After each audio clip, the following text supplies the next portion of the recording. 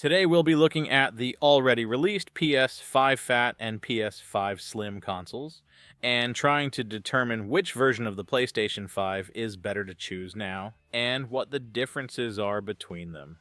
Released in November 2020, the PS5 Fat is the largest console in history. Meanwhile, the PS5 Slim, following the company's tradition, offers a more compact model. Although it's still not as small as the Xbox Series S, its size has been reduced by nearly 30% compared to the original version.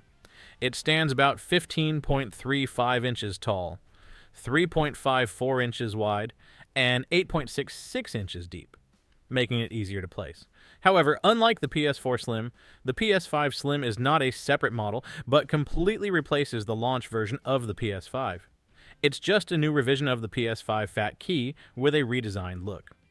Sony has made changes to their consoles with new revisions in the past, but now the reduction in the heatsink has become more noticeable.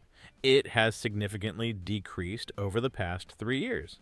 The developers likely faced time constraints before the release, so the PS5 Fat Key ended up with such a large casing to avoid overheating issues similar to what happened with 7th generation consoles. The large size was due to the big heatsink, which was necessary to prevent the console from overheating. However, as the heatsink size decreased, Sony realized that this didn't lead to overheating and decided to redesign the console. This led to two important points. First, the PS5 Slim is not a separate model. It simply replaces the original version of the PS5. Second, there are no technical changes aside from the external design. The internal components remain the same, except for the updated storage and the removable disk drive. Finding the disk drive separately could be challenging. Therefore, it's better to buy the console with the disk drive right away, and if you don't need it, you can remove it and replace the panel with a new one purchased on Amazon. Technically, the PS5 and PS5 Slim are nearly identical. The main difference is the storage capacity. The PS5 is equipped with an 825 gigabytes SSD, providing about 660 gigabytes of free game space. The PS5 Slim has a 1 terabyte drive with around 850 gigabytes available. This is a clear advantage, especially if you can find the Slim version at a good price. An extra 200 gigabytes is enough space for a couple of AAA games in today's conditions. If even that's not enough, just like in the previous version, you can expand the storage by installing an additional high-speed SSD for the PS5, although they aren't cheap. As for other components, the PS5 and PS5 Slim are identical.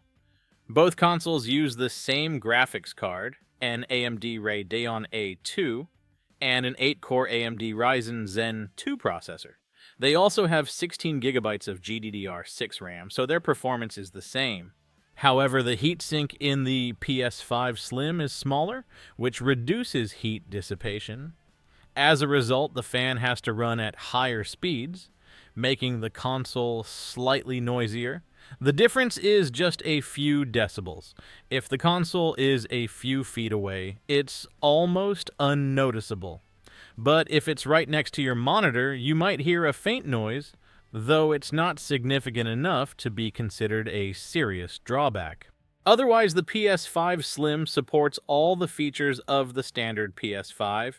Tempest 3D audio, 4K video output at 120 Hz in compatible games. Both consoles come with the wireless DualSense controller, with haptic feedback and adaptive triggers. It's worth noting that the stand has been removed from the package.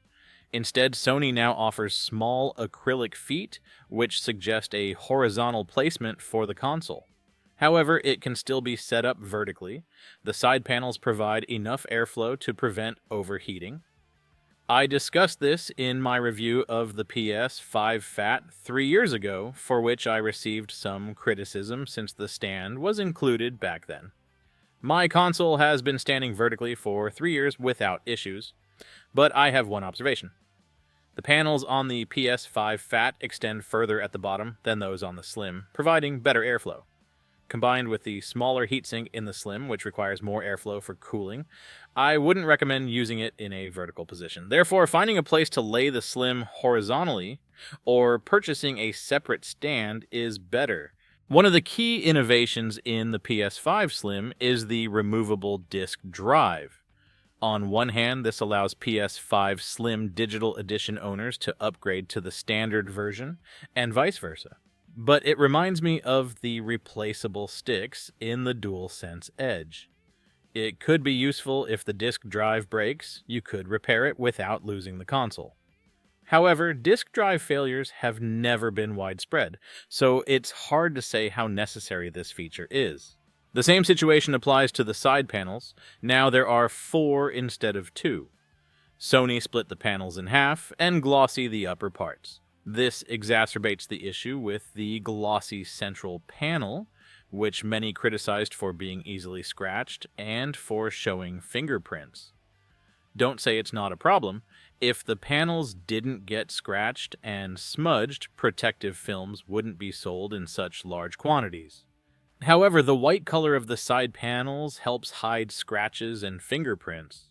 Among the important updates in the PS5 Slim, it's worth noting the replacement of the USB-A port with a USB-C port on the front panel, which is convenient for connecting a VR headset.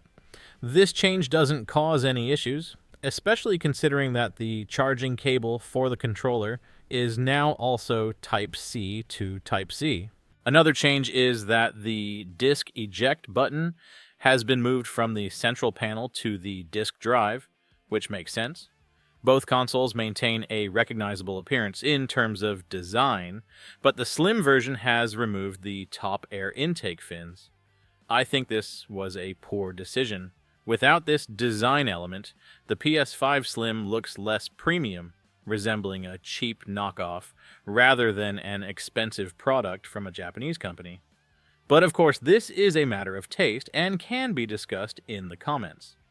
In conclusion, if you already own a PS5 Fat, there's no reason to switch to the Slim. It's better to wait for the Pro version, though it's unclear why you'd need extra power when the current performance is more than sufficient. The Slim is more suitable for those who have been sticking with the PS4, especially since it has received many game releases for a long time. For a small additional cost, you'll also get more storage. I don't see the point in paying extra for design without performance improvements. The PS5 Fat, despite its large size, remains attractive and futuristic. Over 3 years, this console hasn't lost its charm. It's funny that the design, which was created quickly, was more successful than the one Sony worked on for 3 years. But that's just my opinion. You can share yours in the comments. Thank you for watching until the end. Don't forget to subscribe, hit the like button, and I'll see you next time on this channel.